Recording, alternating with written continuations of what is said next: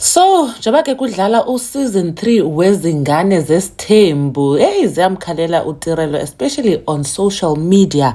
Nalapha ke ku YouTube bethunane abantu besithi uTirelo yikhama lena indlela awayemphatha ngayo uVuyokazi and ecinga ba yena uspecial umpumelelo ngeke ayenze lento ayenze kuVuyokazi kuye. Kunjani makunje molweni ndanamkela kuMamgobhozi TV. So ke uTirelo ebekhe wa live over the weekend, bakhona ke abantu abakhomentayo ku live yakhe besithi ngeTirelo ufumana ikhama ngendlela owawungayo kuVuyokazi. Kwakhona ke umuntu ochazayo ba hayi bethunani kutheni nenza ngathi uTirelo zanga ayithethe into yoba umpumelelo naye angayenza lento kuye. uTirelo ke wangqina esikhumbuza ke ngexesha esitsho naye ba ulindele umpumelelo angayenza lento kuye xa kwazi uyenza kumama wabantwana bakhe ababini. Khanikhe nimamele ke apha uNomtiritiri nibone ke ne-footage from Izingane Zesithembu season 2. GF yomuntu oshadile okay, ubani lonke izwa ngawe sesibenkingazi. Yeah, missed the part where she asked him if he will treat her the same way he's treating. Selective listening. Yes, I've never, not once, I've never seen it. If he can do this to the mother of his 2 kids, whom stand by? I remember saying that, but no. Futhi phela awusiphathi ngendlela efanayo. Ngoba yini? Angazi mfowethu. Ngiyasho ukuthi akukhulume nomunye umuntu kuyakhulumela nomuntu. Ngiyayizwa lento leyo kodwa mina sengicabangela mina ukuthi if kuphela kanje kusho ukuthi phela nami ngelinye ilanga I'm gonna find myself in her position. Phela ngazi ukuthi ngiye kanjani kuleyo point.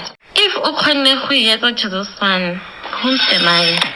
Hi, sinzima izinto ngoku uTirelo uzibona ekwiposition awayekuyo uVuyokazi kuthiwa hayi ingathi sibukele season 2 qha ke ngoku amahle unguTirelo, uTirelo unguVuyokazi. Iwesi ke ngoku after sibone i-preview ye-episode ezawulandela yezingane zesithembu apho ke sibona bephumile kunye ne-family kunye ne-siblings, and then ke kukhona noAmahle and ingathi khona into ezakwenzeka between uAmahle noTirelo kuthiwa yo asana production nisiphindela into ya last season kodwa ke sayibona kakuhle kule episode izayo. Now ukhona umuntu oye wathi uTirelo uyi-girlfriend yomuntu otshatileyo, wathi uTirelo utshatile. Hayi andiyazi mna loo nto leyo, ndiyaqala ukuyiva ngawe. So asiyazi ke ukuba uthetha ukuthini because kaloku thina sibone umpumelelo eyobhatala ilobola for uAmahle. Ewe ke khange ayigqibe but ke okusalayo uyile kwabo ke womcela mhlambi ke uTirelo utsho uba mhlambi ke bengekayi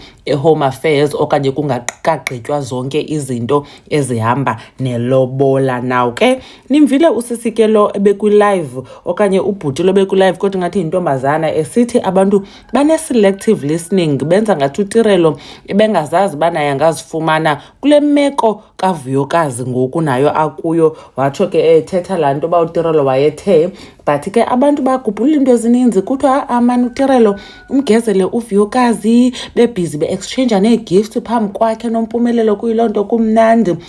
Mna ndithi Amahle naye makathi take note because kaloku nimvile mos uTirelo kule clip bendisandodlala ngoku esithi kusho ukuthi mna noVuyokazi awusiphathi ngofanayo. So nangoku ke ngoku uTirelo noAmahle akabaphathi ngokufanayo because uAmahle ngoku senguTirelo useli-soldier unabusenguyebo baba, so yonke into ihamba kakuhle as soon as beqhelana nabo naye ulanto kuAmahle abantwana kube yiloo nto izinto zizawuhamba zitshintshe. Anyways, khanike nitshoke nakuba nicinga ntoni ngale nto uTirelo ke ayithethayo ezithethelela. uMamgobhozi uyanibona kwivideo elandelayo. Bye.